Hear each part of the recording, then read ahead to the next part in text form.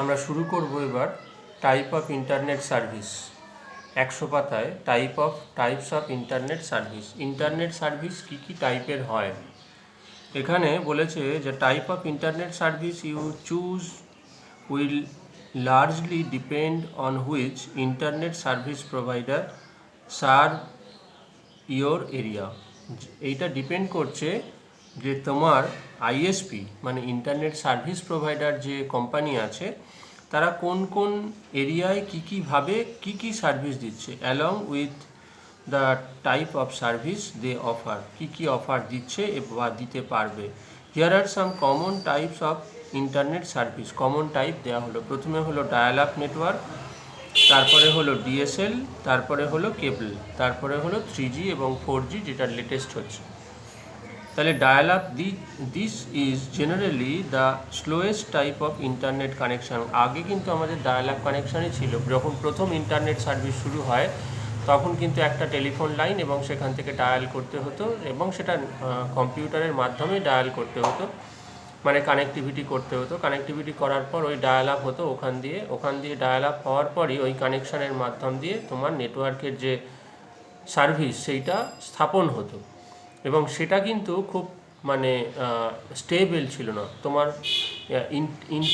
তোমার ইনকামিং যদি কোনো কল আসতো বা আউটগোয়িং যদি কল হতো তাহলে কিন্তু নেটটা কেটে যেত, মানে ইন্টারনেট সার্ভিসটা বন্ধ হয়ে যেত।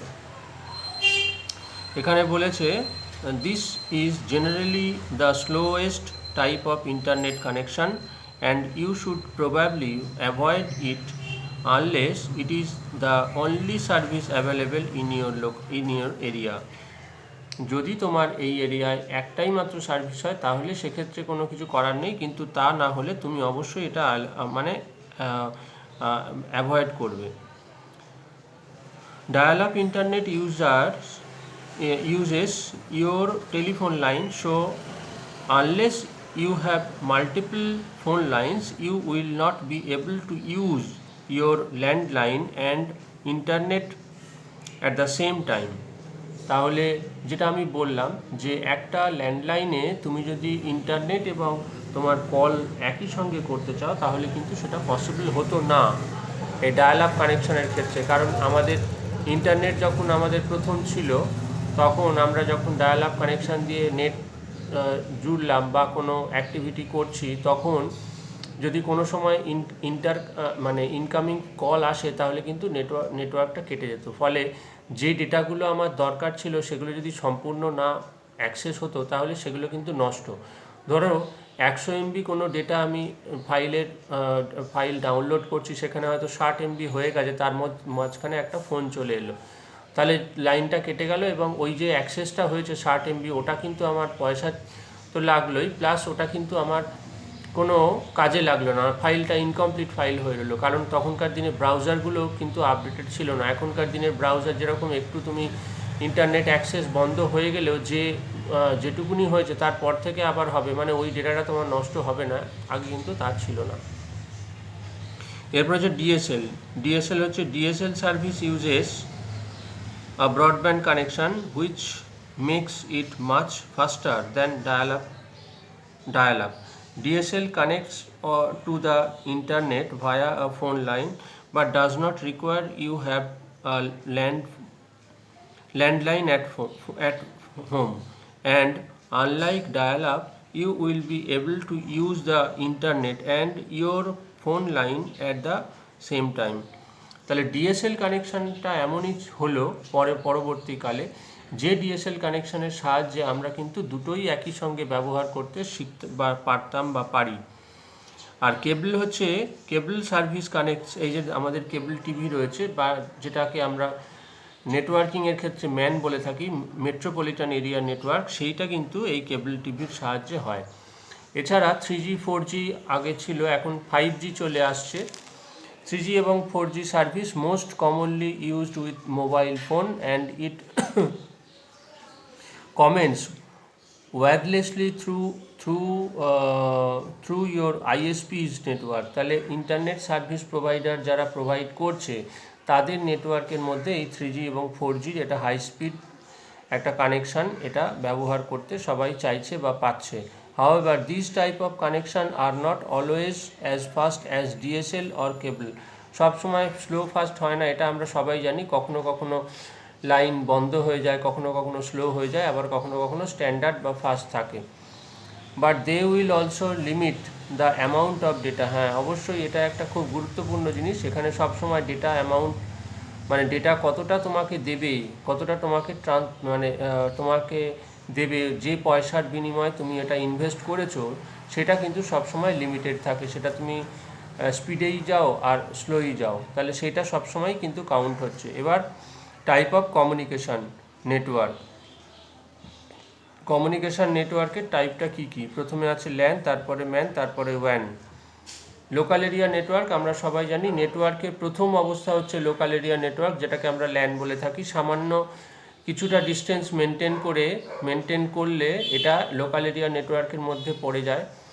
একটা নির্দিষ্ট এলাকার মধ্যে এটা নেটওয়ার্কের মধ্যে পড়ে যায়। নির্দিষ্ট এলাকা বলতে একটা নির্দিষ্ট ডিস্টেন্স, এই ডিস্টেন্সের এটা খুব অল্প ডিস্টেন্সের মধ্যেই থাকে লোকাল এরিয়া নেটওয়ার্ক। এবং নেটওয়ার্ক যখনই আমরা বলবো বা পড়বো তখনই মনে রাখতে হবে যে যখনই একাধিক কম্পিউটারকে আমরা একসঙ্গে জুড়তে চাইছি একটা কাজের জন্য বা বহু কাজের জন্য, তখনও কিন্তু এটা নেটওয়ার্কের মধ্যে পড়ে যাচ্ছে, তার আগে নয়। তারপরে হচ্ছে man, metropolitan area network. Metropolitan area নেটওয়ার্কের মধ্যে আমরা এক্সাম্পল হিসেবে বলতে পারি যে কেবল টিভি, কারণ কেবল টিভি যে সমস্ত তার দিয়ে আমাদের সরবরাহ করে চ্যানেলগুলো, সেই সরবরাহ করার মাঝখানেও কিন্তু দেখবে কিছু কোনো বাড়িতে দেখবে কোনো ডিভাইস বসানো আছে, যে ডিভাইস থেকে আবার কানেক্টিভিটি তৈরি করে এবং সেটা স্ট্রেংথটা বাড়িয়ে সেখান থেকে আবার নিয়ে যাওয়া হয়। তাহলে এইটা অনেকটা ডিস্টেন্স মেনটেন করতে পারে, সেই জন্যে এটাকে আমরা মেট্রোপলিটন এরিয়া নেটওয়ার্ক বা ম্যান বলে থাকি।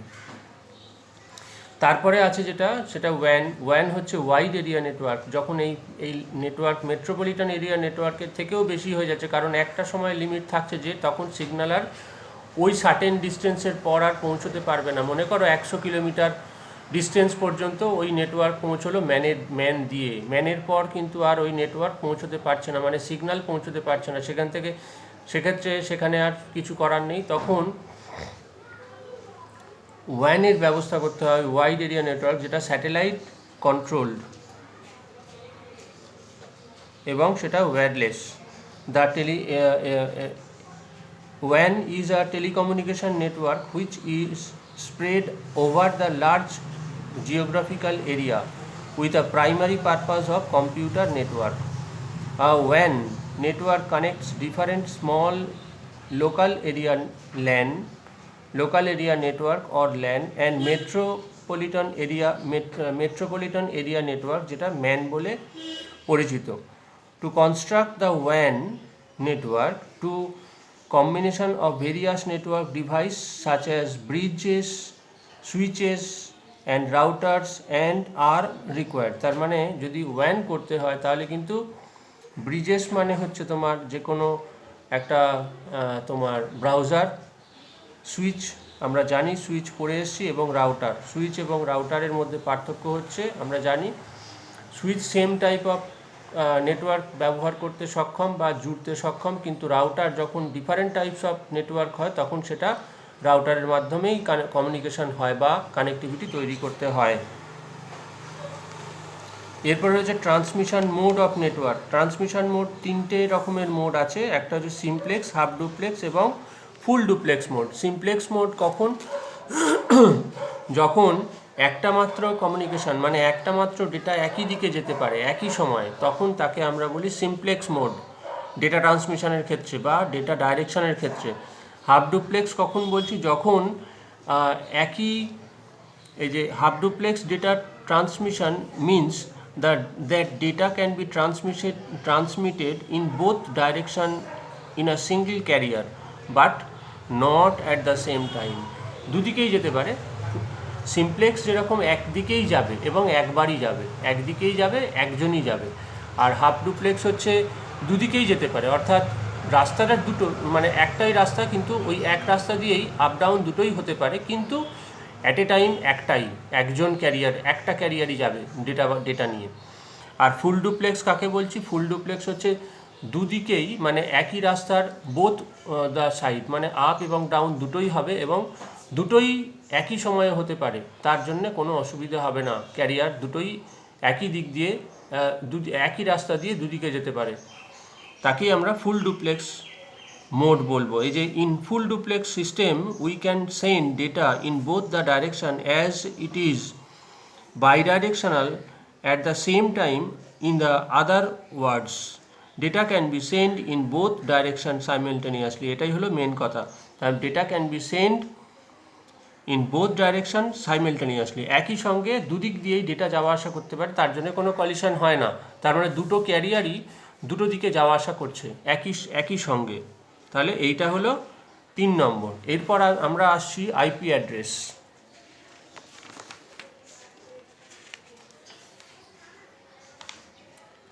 এরপরে আমরা আসছি আইপি অ্যাড্রেস। আইপি অ্যাড্রেস হলো খুব গুরুত্বপূর্ণ একটা জিনিস, নেটওয়ার্কের একটা বিরাট চ্যাপ্টার, বিরাট অংশ এই আইপি অ্যাড্রেসকে ঘিরে রয়েছে। সুতরাং এই ছোট্ট মতন যে লেখাটা রয়েছে এটা একটা ছোট্ট জিস্ট, আমরা একটু পড়ে দেখে নিই। ইন অর্ডার টু প্রোভাইড, দেখো আইপি অ্যাড্রেস কেন, প্রতিটা কম্পিউটার মানে প্রতিটা কম্পিউটার ইন দ্য সেন্স যেখানে আমরা নেটওয়ার্কিং করছি, আমরা নেটওয়ার্কিং করছি বলেই কিন্তু এই আইপি অ্যাড্রেসের কথাটা আসছে। যদি আইপি অ্যাড্রেসের কথাটা না আসতো বা নেটওয়ার্কিং যদি না থাকতো তাহলে আইপি অ্যাড্রেসের কোনো প্রশ্ন থাকতো না। আইপি অ্যাড্রেস তখনই আসবে যদি আমরা নেটওয়ার্ক সিস্টেমে ওই কম্পিউটারটাকে বা ওই পিসিটাকে, পার্সোনাল কম্পিউটারকে আমরা যুক্ত করি ওই নেটওয়ার্কের সঙ্গে, তখনই আসবে। কারণ প্রত্যেকটার এক একটা করে ইউনিক আইডি দরকার, যাকে আমরা টার্গেট করে কোনো অ্যাড্রেস কোনো ডেটা পাঠাবো, তাহলে ওই লোকেশানটা জানার জন্যেই তোমার ওই ইউনিক আইডিটা দরকার ওই কম্পিউটারের ক্ষেত্রে। In order to provide computer to computer communication via internet we need a global addressing scheme. এইটা হচ্ছে মেন কথা। We need a global addressing scheme such as addressing is provided by internet protocol, মানে IP address. ঠিক আছে, তাহলে এই যে global addressing scheme এইটাই হলো মেন কথা। এর জন্যেই আমাদের আইপি অ্যাড্রেসটা দরকার বা ইন্টারনেট প্রোটোকল অ্যাড্রেসটা দরকার। It is a 32-bit address, it is a 32-bit address. তাহলে আইপি অ্যাড্রেসটা 32 বিটের হয়। This is called IP address or logical address. তাহলে এই আইপি অ্যাড্রেসের আরেকটা নাম হলো logical address, which is made up of the network ID plus a unique host ID. তার মানে এই আইপি অ্যাড্রেসটা দুটো জিনিস নিয়ে তৈরি, একটা হচ্ছে নেটওয়ার্ক আইডি আর একটা হচ্ছে host ID, unique host ID. মানে ইউনিক মানে যেটা সারা পৃথিবীতে একটাই থাকবে। Host can also request and provide information is called peer. তাহলে পিয়ার কাকে বলে, এখানে পিয়ার হোয়াট ইজ বা ডেফিনেশন অফ পিয়ার এখান থেকে বলতে পারে, this address is typically represented with the decimal value of each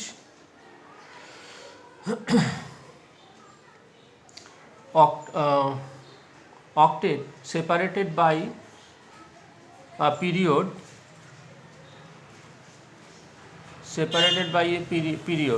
every host and router on the internet has an IP address. This IP address is unique and on two devices on the internet can have the same address at the same time. তার মানে কখনোই একই বিভিন্ন জায়গায় দুটো ইউনিটের বা দুটো কম্পিউটারের সেম অ্যাড্রেস হতে পারে না। এই জন্যে অ্যাড্রেস হবে সবসময়, আইপি অ্যাড্রেস হবে সবসময় ইউনিক। এখানে আমরা অ্যাড্রেসটা যখন দেব বা অ্যাড্রেসটা অ্যাক্সেস করবে না তখনই যদি সেটা ইউনিকলি না হয়। যদি ইউনিক হয়ে যায় তাহলে কিন্তু অ্যাক্সেস করবে, না হলে কিন্তু অ্যাক্সেস করবে না।